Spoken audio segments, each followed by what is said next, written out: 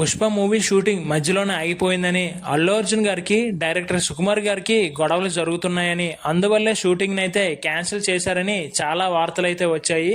ఇక దానికి తోడు అల్లు అర్జున్ గారు అయితే గడ్డం తీసి ఎయిర్పోర్ట్ లో కనిపించడం వల్ల ఇక మరిన్ని వార్తలు అయితే వచ్చాయి. అవన్నీ ఫేక్ న్యూస్లు ఫ్రెండ్స్, అవన్నీ ఫేకేనట. ఇక విషయంలోకి వెళ్లే ముందు ప్లీజ్ మన ఛానల్ని సబ్స్క్రైబ్ చేసుకుని ఈ వీడియోకి ఒక్క లైక్ అయితే చేయండి ఫ్రెండ్స్. ఇక వివరాల్లోకి వెళ్ళేసరికి ఈ సినిమా షూటింగ్ అయితే దాదాపు 75% కంప్లీట్ అయితే చేసుకుందట. ఇక అల్లు అర్జున్ గారి మీద కేవలం 15 రోజులు మాత్రమే షూటింగ్ బ్యాలెన్స్ ఉందని మన ప్రొడ్యూసర్ బన్నీ వాస్ గారు అయితే తెలియజేయడం జరిగింది. రిమైనింగ్ అంతా ఫహద్ ఫాజిల్ గారి మీద షూటింగ్ అయితే బ్యాలెన్స్ ఉందట. ఇక అల్లు అర్జున్ గారు అయితే ఏదో వెకేషన్ కోసం తన గెడ్డలను అయితే తీశారని, అవి కూడా ఇప్పుడు వార్తల్లో చర్చనీయాంశం అయ్యిందని వారైతే తెలియజేయడం జరిగింది.